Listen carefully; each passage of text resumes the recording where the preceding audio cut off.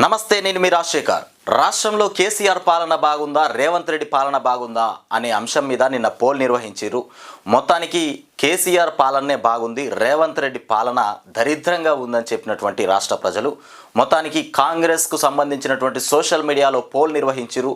Voting నిర్వహిస్తే ఆ ఓటింగ్లో కాంగ్రెస్ పార్టీకి 21% పడితే బీఆర్ఎస్ పార్టీకి అంటే రేవంత్ రెడ్డికి 20% మంది ఓట్లేస్తే కేసీఆర్కు 73% మంది ఓట్లేసినారు. ఏది కేసీఆర్ పాలన బాగుందని. ఇప్పటికైనా కాంగ్రెస్ వ్యవహారం తీరు మార్చుకోవాలి, లేదంటే పూర్తిగా కూడా కనుమరుగైపోతుంది. కాంగ్రెస్ అంటే రేవంత్ రెడ్డి పాలన రాష్ట్రాన్ని దరిద్రంగా మార్చేస్తుంది. రేవంత్ రెడ్డికి గింత కూడా సొయ్యి లేకుండా పోతుంది. మరి నీ పాలన గురించి, నీ పరిపాలన గురించి అసలు నీకు అర్థమైతలేదు ముఖ్యమంత్రి రేవంత్ రెడ్డి. ప్రజలు నువ్వు కనబడితే ఇక ఏం చేస్తారో కూడా అర్థం కావట్లేదు. ఆ రకంగా ఉన్నారు నీ మీద, నీ ప్రభుత్వం మీద. చీ అని ఊంచరాని చోట ఊంచే పరిస్థితి కూడా ఏర్పడుతుంది. ఆల్రెడీ ఊంచుతున్నారు కూడా ప్రజలు. ఇక కాంగ్రెస్ పాలన అంటేనే తూ అనే కాడికి వచ్చేసింది. నిన్న పోల్ను బట్టి అర్థం చేసుకోవాలి కాంగ్రెస్ పార్టీలో ఉన్నటువంటి ఎమ్మెల్యేలు, ఎంపీలు, ఇకపోతే ముఖ్యమంత్రి రేవంత్ రెడ్డి ముఖ్యంగా అర్థం చేసుకోవాలి. ఫామ్ హౌస్ పాలన బాగుందా, కాంగ్రెస్ పాలన బాగుందా అని అడిగితే ఫామ్ హౌస్ పాలనే బాగుందని చెప్తున్నాడు. ఫామ్ హౌస్ అంటే కేసీఆర్ ఫామ్ హౌస్లో పడుకుంటాడని చెప్తారు కదా, ఆ విషయం మీద ఫామ్ హౌస్ పాలన బాగుందా అంటే ప్రజలు అట్లయినా పర్వాలేదు ఫామ్ హౌస్ పాలనే బాగుందని చెప్పారట. ఇక ఇప్పటికైనా సిగ్గు రావాలి కాంగ్రెస్ నాయకులకు, ఎమ్మెల్యేలకు, కాంగ్రెస్లో ఉన్నటువంటి ముఖ్యమంత్రి రేవంత్ రెడ్డికి కొంచెమంతనన్నా సిగ్గు ఉండాలి. ఇప్పటికైనా చెప్పుకోవడానికి సిగ్గుపోతుంది.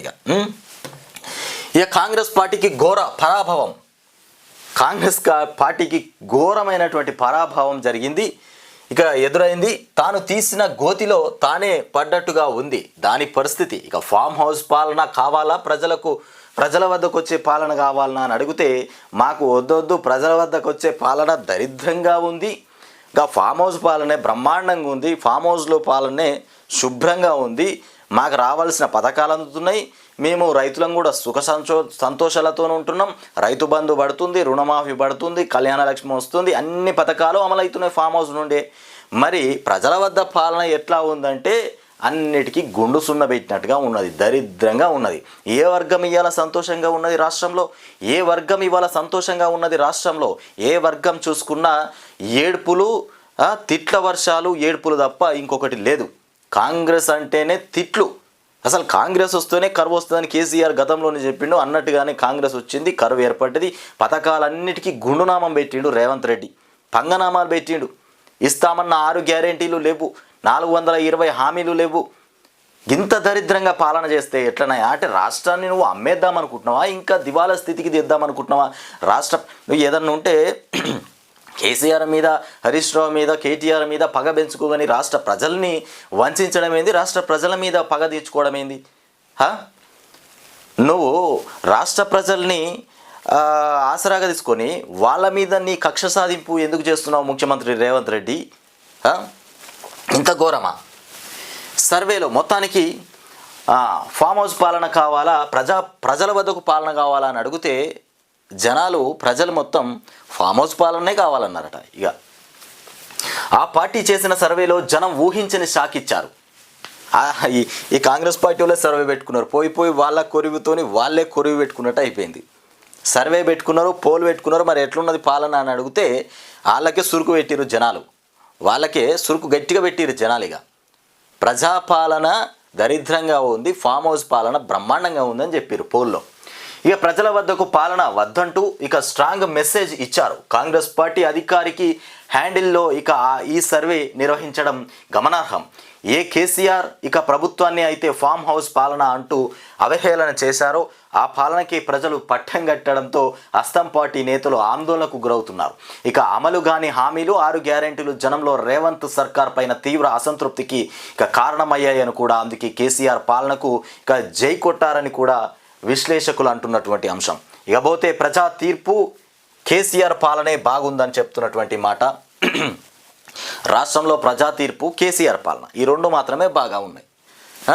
రేవంత్ పాలన బాగలేదన్న పబ్లిక్. ఇక పాలనపై అధికారిక హ్యాండిల్లో కాంగ్రెస్ సర్వే ఫామ్ హౌస్ పాలన ప్రజల వద్దకు పాలన అని పోల్ పెడితే ఫామ్ హౌస్ పాలనకు 67% మంది ఓటేస్తే ప్రజల వద్ద పాలనకు కేవలం 33% మంది మాత్రమే ఓటేసినారట. ఇక హస్తం పార్టీకి ప్రజల్లో అసంతృప్తి, ప్రజా తీర్పుపైన కాంగ్రెస్ పార్టీలో చర్చ, క్షేత్రస్థాయిలో పరిస్థితిపైన ఆందోళనలో పెద్దలు ఉన్నారు. ఇక ఈ పోల్ను దృష్టిలో పెట్టుకొని క్షేత్రస్థాయిలో ఆందోళన ఉన్నారట పెద్దలు. కాంగ్రెస్ పార్టీలో ఉంటారు కదా పెద్దలు. ఇక ఇప్పుడు ఎమ్మెల్సీ ఎన్నికలు కూడా వచ్చినాయి. 3 స్థానాలకు ఎమ్మెల్సీ ఎన్నికలు కూడా రాష్ట్రంలో నోటిఫికేషన్ కూడా పడింది. ఇక దీన్ని బట్టి అర్థం చేసుకోవాలి ఓట్లు ఎట్లా పడతాయి, ఏంది, కాంగ్రెస్ పాలన ఎట్లా ఉన్నది, దరిద్రంగా ఉన్నది, నీచంగా ఉన్నది, వంచే పరిస్థితే ఉన్నది తప్ప అసలు సక్రమంగా లేనటువంటి పరిస్థితి. ఇంత దరిద్రంగా ఎట్లా పాలిస్తున్నావా రేవంత్ రెడ్డి నువ్వు? అసలు చూస్తూ నీ కంట్లో నువ్వే ఏలుతో పొడుచుకుంటున్నట్టున్నది. ఇక రాష్ట్ర ప్రజలు నీకు అధికారం ఇచ్చి సింహాసనం మీద కూర్చుండబెడితే ప్రజా పాలన చేస్తావా, ప్రజలను వంచే పాలన చేస్తావా? ఎందుకు ఈ రకంగా తయారైపోయినావు? రైతులు గొడగొడ ఏడుస్తున్నారు, రైతు బంధు రావట్లేదు, రుణమాఫీ కావట్లేదని. ఎంతోమంది పెళ్ళిళ్ళు అయిపోతున్నాయి, కళ్యాణ లక్ష్మి కూడా బంద్ అయిపోయింది. తులం బంగారం అన్నావు, బైక్ అన్నావు, 1,00,000 రూపాయలు డబ్బులు అన్నావు, మన్నన్నావు, మశానం. ఏదయ్యా ముఖ్యమంత్రి రేవంత్ రెడ్డి? ఈ రకంగా మనుషుల్ని మోసం చేసి, ప్రజల్ని మోసం చేసి ఓట్లు వేయించుకున్నావు. ఇవాళ మరి ఎక్కడ పోయింది నీ పాలన? ప్రజల వద్దకు పాలన అన్నావు. ప్రజలు ప్రభుత్వ ఆఫీసుల చుట్టూ తిరుగుతూ ఉన్నారు, చెప్పులు అరగంగా తిరుగుతూ ఉన్నారు. గ్రామ సభలు పెట్టినావు, గ్రామ సభల్లో అప్లికేషన్స్ తీసుకున్నావు, మళ్ళీ అవి ఫెయిల్. మళ్ళీ పోవాలి, మండల ఆఫీస్కి పోవాలి, మళ్ళీ అప్లికేషన్ పెట్టుకోవాలి. ఈయన రైతు వ్యవసాయం కాడ ఎప్పుడు చూసుకోవాలి? నీ పాలన కోసము, నీ అప్లికేషన్ కోసం మండల ఆఫీస్కి ఎప్పుడు పోవాలి, ఎప్పుడు అప్లికేషన్ పెట్టుకోవాలి? మరి వీళ్ళ పరిస్థితి ఏంది? ప్రజల్ని మొత్తం ఆగం చేయడానికి ప్రజల దగ్గర నుండి డబ్బుల్ని లాక్కునే ప్రయత్నం చేస్తున్నావా? ప్రజలకు డబ్బు అందించే ప్రయత్నం చేస్తున్నావా? ప్రజలకు ఉపాధి కల్పించాలని చూస్తున్నావా? ఉన్న ఉపాధిని పీకేద్దామనే ఆలోచన చేస్తున్నావా? అసలు నీ పాలన గురించి అర్థం కావట్లేదు మొత్తమే రాష్ట్రంలో. క్షేత్రస్థాయిలో పరిస్థితి పైన ఆందోళనలో పెద్దలు ఉన్నారట. ఏడాది పాలనపైన సోషల్ మీడియాలోనే కాదు, గ్రామ సభల్లోనూ పాలనపైన క్లారిటీ. ఇక ప్రజల తిరుగుబాటే దానికి నిదర్శనమన్న వాదన. ఇక కాంగ్రెస్కు జ్ఞానోదయం అయ్యింది. ఇక ఆర్ఎస్పీ ఇప్పటికైనా జనం నాడి తెలుసుకోవాలని కూడా సూచన. మా సోషల్ మీడియా వీక్గా ఉంది. ఇక పీసీసీ చీఫ్ చెప్తుండు. ఏందయ్యా పోల్ గిట్లా జరిగిందని అడిగితే పీసీసీ చీఫ్ చెప్తుండట, మా సోషల్ మీడియా వీక్గా ఉంది, అందుకే పోలింగ్లో అన్ని బీఆర్ఎస్ వాళ్ళకి పడ్డాయి ఓటింగ్. అంటే మరి సోషల్ మీడియా వీక్గా ఉంటే ఇంకో సోషల్ మీడియాలో పెట్టిన ఉంటుంది, ఇంకో పోల్ పెట్టు. ఇంకా ఎన్ని పోలు పెట్టినా ఆ పోల్లలో మొత్తం కేసీఆర్ ఫామ్ హౌస్ పాలనే అని చెప్పారట. మరి మీ జనాలతో మీరు కూడా కొట్టించుకోండి. వాళ్ళు కొట్టిస్తున్నారా లేకపోతే ఏం చేస్తున్నారనే డౌట్లు మీకుంటే ఈ రకంగా ఏ విషయంలో చూసినా కేసీఆర్కు జై కొడతా ఉంటే దాన్ని పక్కన పెట్టి ఎంతసేపు కాళ్ళలో కట్టబెడుతున్నట్టుగా ఈ రకంగా అబద్ధపు ప్రచారాలు చేసుకుంటా జనాలను మభ్యపెట్టడము, మసిమూసి మారడిగాయ చేయడం ఎన్ని రోజులు చేస్తారు? 1 రోజు, 2 రోజు, 3వ రోజు. ప్రతిసారి అట్లా చేసుకుంటూ పోతే నమ్మే పరిస్థితి ఉండదు కదా. మోసపోయిన వ్యక్తి మళ్ళీ మోసపోవడానికి ముందుకు రాడు. ఇక ఉద్యమ నాయకుడిగా కేసీఆర్ పైన అభిమానం ఉంటుందని కూడా వ్యాఖ్య చేస్తున్నారట. ఇక ఇందిరమ్మ ప్రజాపాలన అంటూ మురిసిపోయే కాంగ్రెస్కు ఊహించని ఎదురు దెబ్బ తగిలింది. ఎక్స్ అధికారిక హ్యాండిల్లో ఆ పార్టీ స్వయంగా నిర్వహించుకున్నటువంటి సర్వే క్యాడర్ను కూడా తీవ్ర నిరుత్సాహానికి గురి చేసే ఫలితాలు వచ్చాయి. కేవలం క్యాడర్ను మాత్రమే కాదు, టాప్ లీడర్లను కూడా ఆందోళనకు గురి చేస్తున్నాయి ఫలితాలు. తెలంగాణ రాష్ట్రంలో ప్రజలు ఎలాంటి పాలన కోరుకుంటున్నారో అని ఆప్షన్ ఏ ఫామ్ హౌస్ పాలన, ఆప్షన్ బి ప్రజల వద్దకు పాలన అంటే ఇక ఫామ్ హౌస్ పాలనే బాగుందని చెప్తున్నారట. ఇక్కడ చూడరిగో ఇది పోల్. ఫామ్ హౌస్ పాలన, ప్రజల వద్దకు పాలన. ఫామ్ హౌస్ పాలన 67, ప్రజల వద్దకు పాలన 37%. ఇక పోల్ సర్వత్రా చర్చ. కాంగ్రెస్ పార్టీ నిర్వహించిన పోల్ పైన మొత్తానికి ప్రధాన మీడియాలో కూడా చర్చ జరుగుతూ ఉంది. వాళ్ళే పెట్టుకున్నారట పోలు. ఇంకా పోల్ ఇంకో కొత్త వాళ్ళు పెట్టాల్సిన అవసరం లేదు. మరి పాలన ఎట్లా ఉన్నది ఒకసారి టెస్ట్ చేద్దామని పోల్ పెట్టుకున్నారట. దరిద్రంగా ఉన్నదని పోల్లో మొత్తానికి సమాచారం అయితే వచ్చేసింది. పోయి వాళ్ళే పోల్ గురించి పోల్ పెట్టుకున్నారట. మరి మా పాలన ఎట్లా ఉన్నది ప్రజల్లో ఒకసారి చూసుకుందాం అనేటువంటి ఆలోచన, ఉర్రూతల ఆలోచన. రేవంత్ రెడ్డికి మామూలు ఆలోచన లేదు. కేసీఆర్ ఏదో చేసిండు, మోసం చేసిండు, లేకపోతే కేసీఆర్ రాష్ట్రాన్ని అంత అంధకారంలోకి తీసుకుపోయిండు, కేసీఆర్ పాలన సరిగ్గా చేయలేదనేటువంటి అనుచిత వ్యాఖ్యలు కొంతమంది తన చుట్టుపక్కల ఉన్న వాళ్ళు చేస్తూ ఉంటారు కదా, వాటిని దృష్టిలో పెట్టుకొని ఆయన ఫీల్ అయిపోయిండు. ఎవరు రేవంత్ రెడ్డి ఫీల్ అయిపోయాడు. రేవంత్ రెడ్డి ఫీల్ అయిపోయి ఆయనకు అర్థం కాలే. ఒకసారి పోల్ పెట్టి చూద్దాం అనుకున్నట్టున్నాడు. పోల్ పెట్టిండు. పోల్ పెడితే మరి ఓటింగ్ ఎక్కడ ఎక్కువ పడిందా అంటే కేసీఆర్కే ఎక్కువ ఓటింగ్ పడ్డది. ఫామ్ హౌస్ పాలనకే ఎక్కువ ఓటింగ్ పడ్డది. ఫామ్ హౌస్లో ఉన్నావా, నువ్వు బంగ్లాలో ఉన్నావా, ఇంకెక్కడ ఉన్నావా అనేది ముఖ్యం కాదు. నువ్వు పాలన ఏ విధంగా చేస్తున్నావు, ప్రజలు ఏ విధంగా రిసీవ్ చేసుకుంటున్నారు, ప్రజలు ఏ రకంగా బ్రతుకుతున్నారు అనేదే ముఖ్యం. నువ్వు ప్రజల వద్దకు పాలన తీసుకొచ్చి ప్రజలను నానా తిప్పలు పెడితే, నానా అరిగోసలు పెడితే ప్రజలు ఊరుకుంటారా?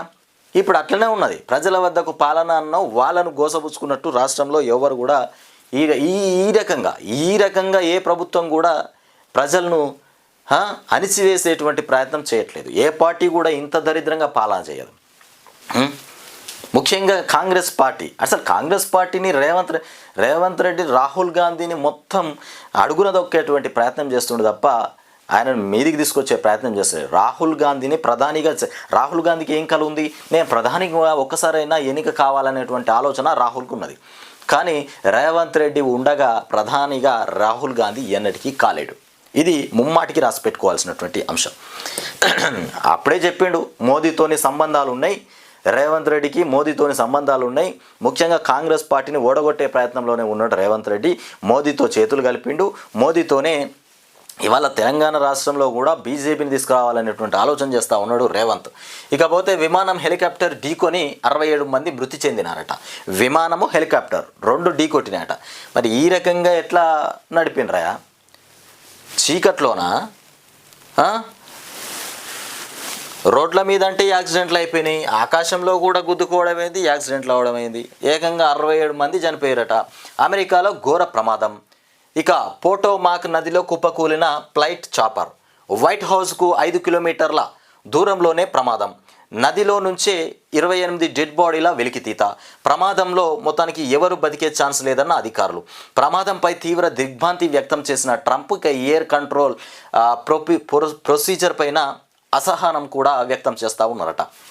విమానమును హెలికాప్టర్ 2 కూడా ఢీ కొడితే ఏకంగా 67 మంది చనిపోయారంట. ఇది మరీ ఘోరమైనటువంటి పరిస్థితి, మరీ దారుణం. ఇది నదిలో పడిపోయి, నదిలో కుప్పకూలిన ఫ్లైట్, ఇక చాపర్.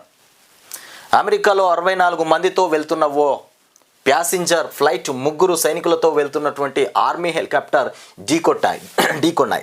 మొత్తానికి ఎయిర్పోర్ట్లో ఫ్లైట్ ల్యాండ్ అవుతుండగా ఈ ఘటన చోటు చేసుకున్నది. దీంతో ఆ రెండు పక్కనే ఉన్నటువంటి నదిలో పడిపోయి ఇప్పటి వరకు 28 మృతదేహాలను కూడా బయటకు తీశారట. ఇంకా ఈ ఘటనలో 67 మంది మృతి చెంది ఉంటారని కూడా, ఎవరు బతికే అవకాశం లేదని కూడా అధికారులు తెలుపుతున్నటువంటి అంశం. మొత్తం 28 మందిని బయటకు తీసిరు. ఇంకా మొత్తం టోటల్గా 67 మంది మృతి చెందాల్సినటువంటి పరిస్థితి ఉంది ఆ విమానంలో. ఇక వాళ్ళని కూడా బయటకు తీసేటువంటి ప్రయత్నం అయితే చేస్తూ ఉన్నారట. ఇక భూమి లేకున్నా ధరణిలో ఎంట్రీ. ఇక ఫీల్డ్లోని భూములకు ధరణి రికార్డులకు 8 లక్షల ఎకరాలు తేడా కనబడుతుంది. ఇది ముమ్మాటికి ఇది నిజం. రాష్ట్రంలో ఇది వాస్తవానికి జరిగింది. ఫీల్డ్ మీద భూమి తక్కువ ఉంది, ఎంట్రీలో ఎక్కువ అయిపోయినాయి. ఇది మాత్రం ముమ్మాటికి నిజం. ఇది మరి ఎట్లా సవరించాలో, మరి ఏ రకంగా సవరించాలో చూడాలి. ఇప్పటికే పరిష్కరించినవి ఇక పోగా ఇంకా 5.82 లక్షల ఎకరాలు కూడా ఎక్కువ, అంటే 5,82,000 ఎకరాలు ఎక్కువ ఉందంట మొత్తానికి. ఈ రకంగా ఆన్లైన్లో ఎక్కువ ఉన్నటువంటి భూమి ఏ జిల్లాలో చూసినా 1000 ఎకరాల్లో తేడాలు. ఇక మొత్తానికి పాస్బుక్స్లో భూమి ఎక్కువగా నమోదైన వాళ్ళు కూడా గప్చుప్గా ఉంటున్నారట. అక్రమంగా రైతు బంధు, క్రాప్ లోన్లు తీసుకున్నట్టు కూడా గుర్తింపు. భూమి తక్కువగా నమోదైన రైతులు ఆఫీసుల చుట్టూ చక్కర్లు. ఇక 1956 నాటి ఆర్ఎస్ఆర్ ఇక ఆధారంగా డిజిటల్ రికార్డులు సరిచేస్తున్నటువంటి రెవెన్యూ శాఖ. 1956లో ఏదైతే ఆర్ఎస్ఆర్ ఏదైతే పహాని ఉంటుందో దాని ప్రకారమే సవరణ చేస్తూ ఉన్నారట. మొత్తానికి ఫీల్డ్ మీద తక్కువ ఉంటుంది, పాస్బుక్లో ల్యాండ్ ఎక్కువ ఉంటుంది. దీని ద్వారా రుణాలు తీసుకుంటున్నారు, లోన్లు తీసుకుంటున్నారు. ప్రభుత్వం నుండి వచ్చేటువంటి పథకాలు, ప్రభుత్వం నుండి వచ్చేటువంటి సొమ్మును ఆశిస్తూ ఉన్నారు, తీసుకుంటూ ఉన్నారు. మొత్తానికి క్రాప్ లోన్లు తీసుకుంటారు, రైతు బంధు తీసుకుంటారు. ఈ రకంగా నడుస్తూ ఉంది రాష్ట్రంలో. ఇకపోతే ప్రొఫెసర్ల రిటైర్మెంట్ ఏజ్ వచ్చేసి 65 ఏళ్ళు ఉంటుందంట. 5 ఏళ్ళు పెంచుతూ ఉత్తర్వులు జారీ చేసినటువంటి ప్రభుత్వం. ముఖ్యంగా ప్రొఫెసర్ల రిటైర్మెంట్ ఏజ్ వచ్చేసి 65 ఏళ్ళు. కానీ ఇప్పుడు ప్రభుత్వం 5 ఏళ్ళు పెంచుతూ ఉత్తర్వులు జారీ చేసిందంట. ఇకపోతే ఇంకొక విషయం ఏంటంటే ఇక్కడ చూడరిగో గోదావరి నీళ్ల దోపిడీకి ఏపీ మరో స్కెచ్ చేసిందట. దానికంటే ముందు ఇక్కడ చూడరి సర్కార్ స్కూళ్ళల్లో ఏఐ క్లాసులు కూడా పెట్టబోతున్నట. విద్యా ప్రమాణాల పెంపునకు విద్యాశాఖ కసరత్తు చేస్తుంది. బెంగళూరు కంపెనీ ఇక ఏక్ స్టెప్ ఇక ఫౌండేషన్తో చర్చలు. ఫౌండేషన్ను సందర్శించినటువంటి అధికారుల బృందం. ఇక కుంభమేళలో అగ్ని ప్రమాదం. మహాకుంభమేళలో మరోసారి భారీ అగ్ని ప్రమాదం జరిగింది. ఇక సెక్టార్ 22లో వేసినటువంటి టెంట్లకు ఇక మంటలు అంటుకున్నాయి. ఇక భక్తులంతా మొత్తానికి భయభ్రాంతులకు గురయ్యారు. ఇక ఫైర్ సిబ్బంది కూడా ఆ మంటలను అదుపు చేశారు.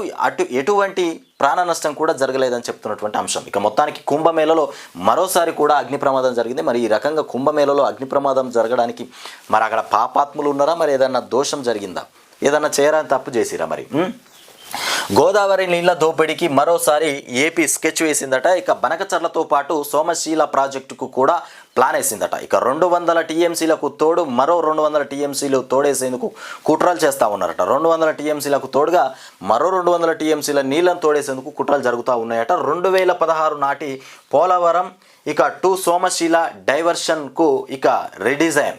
అందులో భాగంగానే 2 ఫేజుల్లో గోదావరి బనకచర్ల ఇక గోదావరి సోమశీల ప్రాజెక్టుల నిర్మాణం.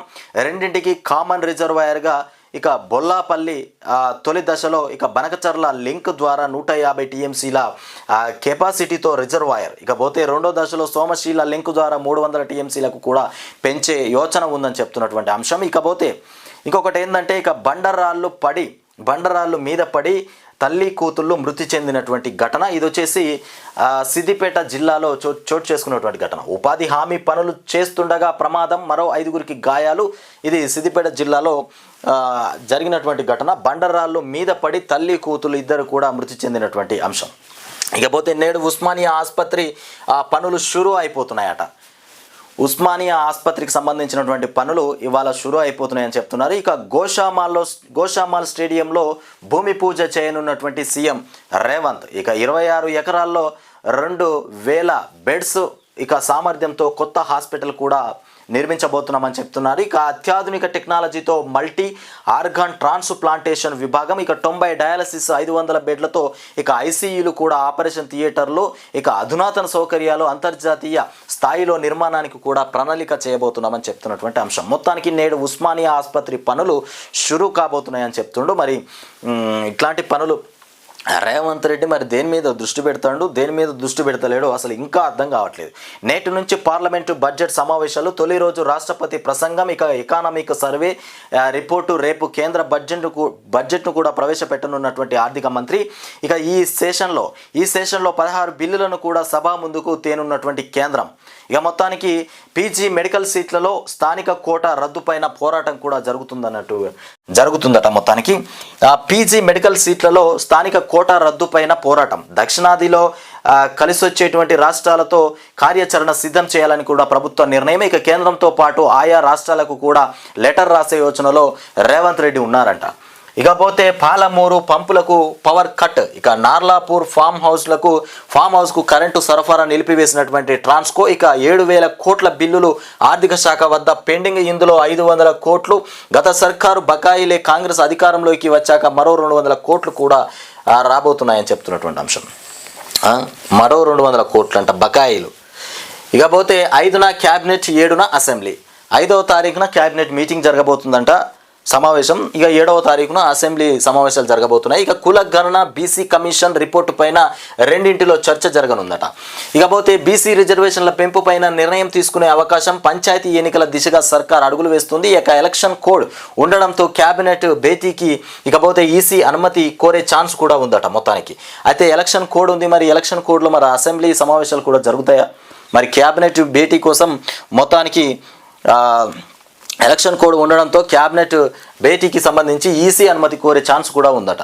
ఇకపోతే పంచాయతీ ఎన్నికలు నిర్వహించేందుకు ప్రభుత్వం వడివడిగా అడుగులు వేస్తున్నదని కూడా కీలకమైనటువంటి బీసీ రిజర్వేషన్లో కూడా తేల్చే అంశాన్ని తుది ఆ దశకు కూడా తెచ్చింది. ఇక దీనిపైన త్వరలోనే నిర్ణయం తీసుకోనుంది.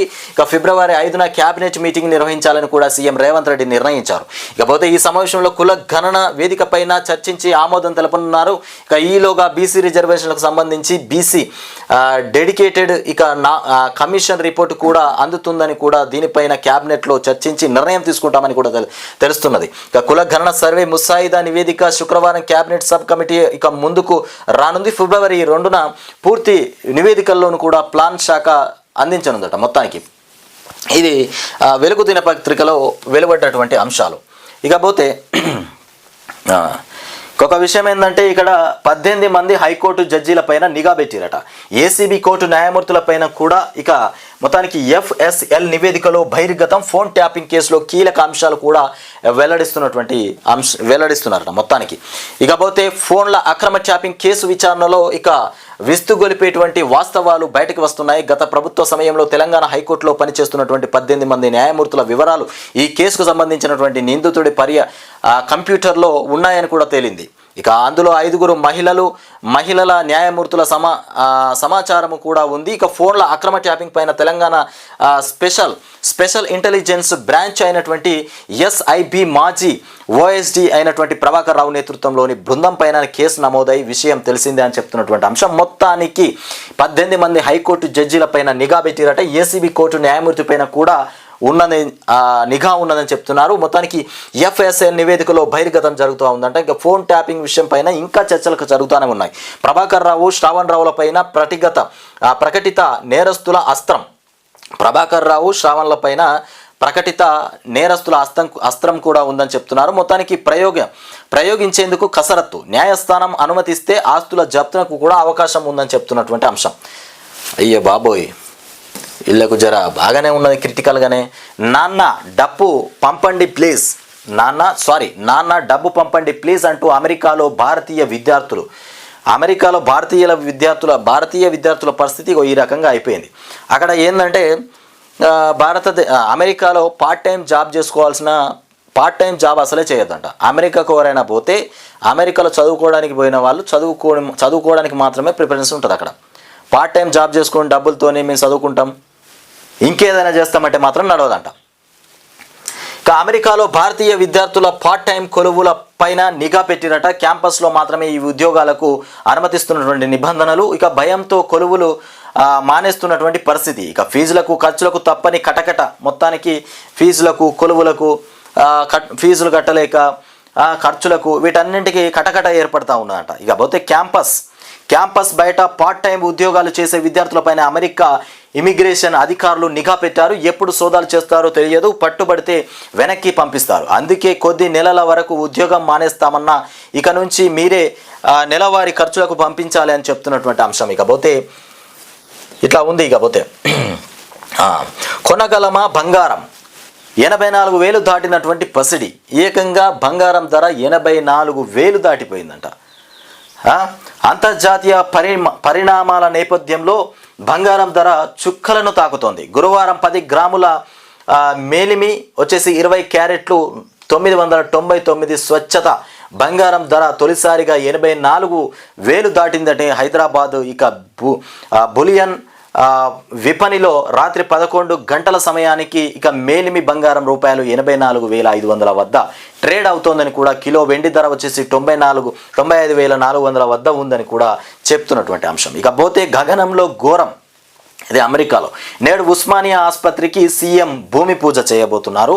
ఇకపోతే HB వీసాలు 75,000 లోపే ఉండాలి.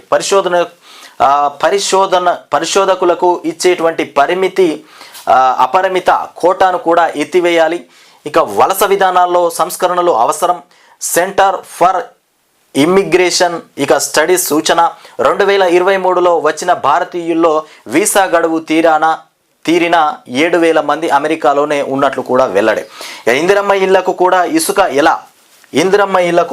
ఎలా ఒక్కో ఇంటికి 25 క్యూబిక్ మీటర్లు మీటర్లు అవసరం. ఇక తొలి విడతకు 112 లక్షల క్యూబిక్ మీటర్ల సేకరణకు కూడా సర్కారు కసరత్తు చేస్తోంది. మొత్తానికి ఇవి అధికారుల లెక్కలు. ఇందిరమ్మ ఇళ్లకు ఇసుక ఎలా అని చెప్తున్నట్టు ఇక క్యూబిక్ 25 క్యూబిక్ మీటర్లు ఒక్కో ఇంటి నిర్మాణానికి అవసరమైనటువంటి ఇసుక పరిమాణం ఇది. ఇక విడతలు వచ్చేసి పునాది, పిల్లర్లు, స్లాబు, గోడల నిర్మాణం. ఇవి ఇందిరమ్మ ఇళ్ళ కోసం ఎట్లా ఏం కథ అని ఇప్పుడే తగ్గులు పడతా ఉన్నారు, ఆగమవుతా ఉన్నారు. అది ఇచ్చేది లేదు, పోయేది లేదు, సచ్చేది లేదు. కానీ అయ్యో ఇందిరమ్మ ఇళ్ళకు ఇసుక ఎట్లా కావాలి, మరి పునాదులు ఎట్లా తీయాలి, ఏ సలాక వాడాలి, ఇగో ఇట్లాంటి ఆలోచనలు చేస్తూ ఉన్నారట. ఏంది ఇదంతా అసలు మొత్తం పిచ్చోళ్ళని చేస్తున్నారు రాష్ట్ర ప్రజల్ని. ఇది మరీ ఎవ్వరికి అర్థమవుతలేదా రాష్ట్ర ప్రజలకి? ఇంత ఘోరమా మభ్య పెట్టడం? ఇల్లు ఇవ్వకముందే ఇల్లు కావాల్సిన సలహాకి ఏంది? గిది దీనికోసం చర్చ, దీనికోసం ఈ చర్చలో ఇది ఒక వార్త, ఇది ఒక కథన, ఇది వార్తన. ఏం సలహా వాడాలి, ఎంత ఇసుక వాడాలి, ఇది వార్తన. ఇగో 4.50 లక్షలు మొదటి విడతలో ప్రభుత్వం నిర్మిస్తున్నటువంటి ఇందిరమ్మ ఇల్లు ఇవి. వీటి కోసం ఏకంగా 112 లక్షల క్యూబిక్ మీటర్ల ఇసుక అవసరం. ఏందా అని ఈ దరిద్రము, ఈ కాంగ్రెస్ దరిద్రం ఎన్నడబోతుందో ఏమో.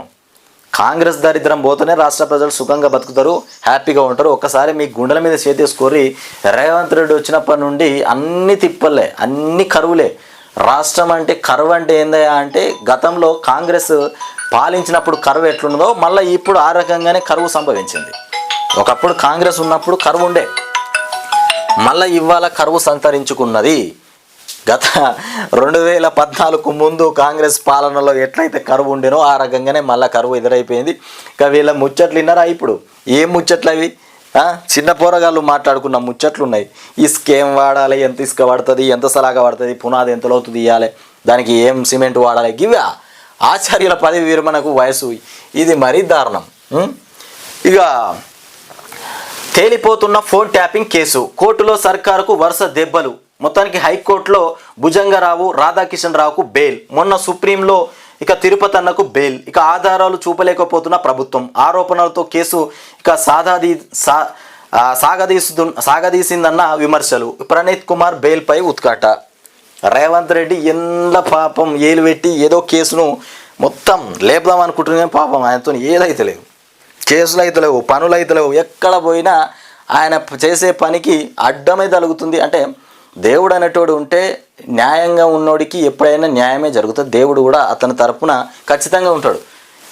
అనవసరంగా వాడికి పుల్ల పెట్టి, మంచోనికి పుల్ల పెట్టి, వాని పాలన బాగలేదు, వాడి ప్రవర్తన బాగలేదు, ఈ రకంగా చేస్తే మాత్రం ఇక దేవుడు కూడా క్షమించడు. ఇది మాత్రం గుర్తుపెట్టుకోండి. ఇక ప్రశ్నిస్తే గెంటేస్తారా? గతేడాది పెట్టినటువంటి నిధులే ఖర్చు చేయాలి. ఇక కాగితాల పైన అంకెలతో గొప్పలు చెప్పొద్దు. ఇక జిహెచ్ఎంసీ కార్పొరేటర్ల అరెస్టు అక్రమం అంటూ కేటీఆర్ బడ్జెట్ పైన చర్చ లేకుండా ఎలా ఆమోదిస్తారో అంటూ హరీష్ రావు చెప్తున్నటువంటి అంశం. ఇక పోతే జిహెచ్ఎంసీ కౌన్సిల్ సమావేశం ఇక రసాభాసగా మారిపోయింది. ప్రజా సమస్యలపైన చర్చకు బీఆర్ఎస్ పట్టుబట్టింది. సమస్యలపై చర్చించేందుకు కూడా మేయర్ నిరాకరణ అంటూ ఇక విజయలక్ష్మి తీరుకు బీఆర్ఎస్ కార్పొరేటర్లు ఇక నిరసన తెలుపుతా ఉన్నారు. మొత్తానికి బీఆర్ఎస్ కార్పొరేటర్లపై కాంగ్రెస్ కార్పొరేటర్ల దౌర్జన్యం. ఇక సభలోనే మహిళల మీద కాంగ్రెస్ నేతలు దాడి చేస్తూ ఉన్నారట. ఇక సభలోనే మహిళలపై కాంగ్రెస్ నేతల దాడి. ఇక నిరసన తెలుపుతున్న వాళ్ళను కూడా నెట్టేసిన వైనం, దాడి చేసిన వాళ్ళను కూడా కాకుండా బీఆర్ఎస్ కార్పొరేటర్లపైన మేయర్ ఇక సస్పెన్షన్. బీఆర్ఎస్ నేతలను అరెస్టు చేసిన పోలీసులు. ఇక గందరగోళంలో ఇక 8,440 కోట్ల బడ్జెట్కు ఆమోదం. ఇది పరిస్థితి. ఇకపోతే గురుకులాల్లో మళ్ళీ ఫుడ్ పాయిజన్స్. గురుకులాల్లో మళ్ళా ఫుడ్ పాయిజన్ వెలుగులోకి వచ్చినాయి. ఇది పరిస్థితి. 3 రోజుల్లో 135 మంది విద్యార్థులకు అస్వస్థత. ఇక ధనువాడలో 25 మంది విద్యార్థులు, ఎల్లారెడ్డిలో 14 మంది అస్వస్థత, సూర్యాపేటలో 12 మంది, ఇక కందుకూరులో 84 మందికి ఫుడ్ పాయిజన్. ఇక మెను మారని పరిస్థితులు. ఇక కల్తీ భోజనం తిని విద్యార్థులు అస్వస్థతకు గురవుతున్నారు. మెను మారినా వాళ్ళు మారట్లేదు. ప్రభుత్వ పనితీరు మారిందా? కల్తీ భోజనం, మెను మారని పరిస్థితులు. టైం టేబుల్ మారింది. వాళ్ళకి ఇచ్చే ఫుడ్ గురించి ఫుడ్ ఏ రకంగా పెట్టాలి, ఏ రకమైనటువంటి పదార్థాలు తీసుకురావాలి, ఇవన్నీ చెప్పినా కానీ వాళ్ళు మాత్రం మారలే. ఎట్లున్నది అట్నే ఉన్నది, ఏడేసిన గొంగడి గాన్నే ఉన్నది. ఇక గందరగోళంగా కేంద్ర అఖిలపక్ష సమావేశం, ఇక హాల్ టికెట్ల జారీలో ఇంటర్ బోర్డు వైఫల్యం చెందిందట. మొత్తానికి గందరగోళంగా కేంద్ర అఖిలపక్ష సమావేశము, హాల్ టికెట్ల జారీలో ఇంటర్ బోర్డు వైఫల్యం చెందింది. సెక్రటేరియట్లో నకిలీ ఉద్యోగి అరెస్ట్. దరిద్రం పాడుగాను. ఈ హాల్ టికెట్లు చక్కగా ఇవ్వకపోతే ఇక సెక్రటేరియట్లోనే నకిలీ ఉద్యోగి అరెస్ట్ అయిపోయినట. ఇంత దరిద్రమా? ఎరికెపూడి భారీ స్కామ్. అసలు ఎవరికి భయం లేదు. రేవంత్ రెడ్డి అంటే భయం లేదు, కాంగ్రెస్ పాలన అంటే భయం లేదు. కాంగ్రెస్ అంటేనే దరిద్రంగా ఉన్నది. ఇకపోతే అరికెపూడి భారీ భూ స్కామ్, ఎమ్మెల్యే కుటుంబం చేతిలో 17 ఎకరాల భూమి. ఇకపోతే మహాతుమ్మ